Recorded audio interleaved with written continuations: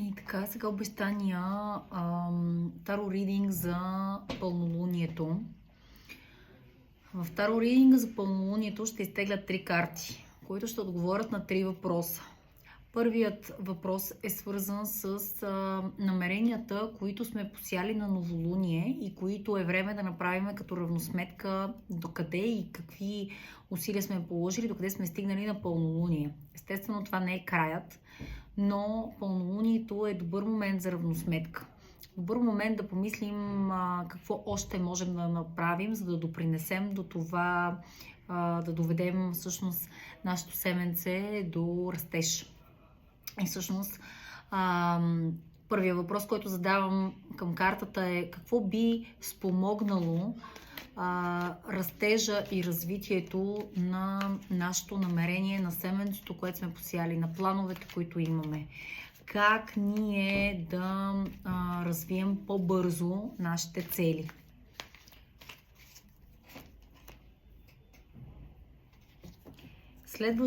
Следващия въпрос, който задаваме, след като сме постигнали този растеж, как ние да го стабилизираме? Тоест, да не се увлечем и да не изпуснем момента, в който трябва да направим правилните крачки и стъпки към това да стабилизираме този растеж.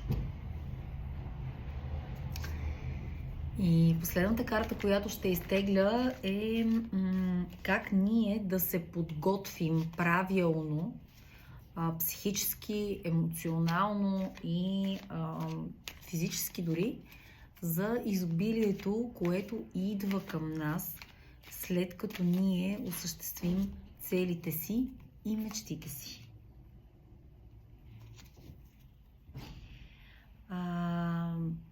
Трите карти, които ни се падат, всъщност казват следното.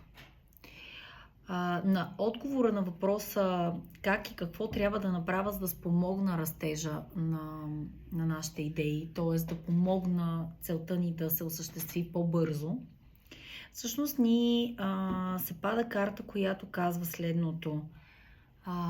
Търси магията и силата вътре в теб. Намери правилните отговори и правилната структура на този растеж вътре в себе си, чрез твоята опитност, чрез твоята мъдрост. Всички ние сме магиосници, всички ние създаваме нашия живот, нашия свят. И единствено от нас понякога зависи правилния растеж на нашите цели. Втората карта, която е как да постигна стабилност на този растеж.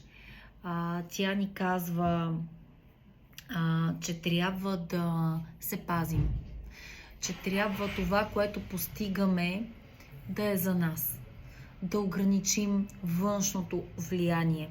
Да ограничим външните фактори. Да го пазим повече. Картата буквално казва: ако сте спечелили известна сума пари, богатство или каквото и да е била, какъвто и тип цел да имате, седнете върху съндъчето, заключете го, пазете го и нека то да остане само за вас.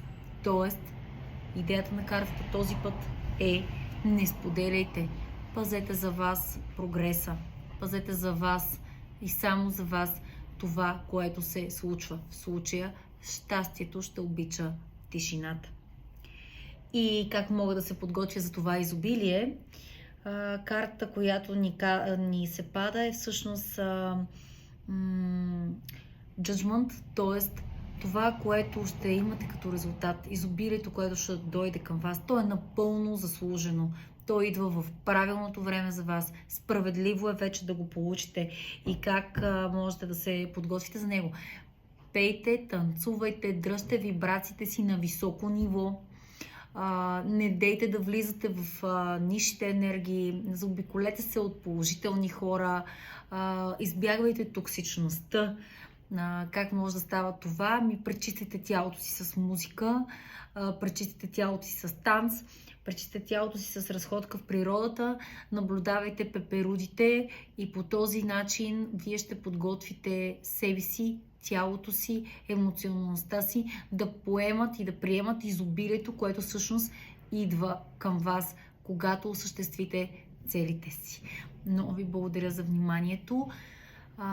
Ако искате индивидуален таро ридинг, касаещ пълнолунието или нещо друго, което силно ви вълнува в този момент, можете да ми пишете, може да стане онлайн, може да дойдете на място при мен в студиото. Желая ви един прекрасен пълноценен ден. Не забравяйте да изпълните ритуалите, които съм изпратила в групата като описание. Обичам ви, благодаря.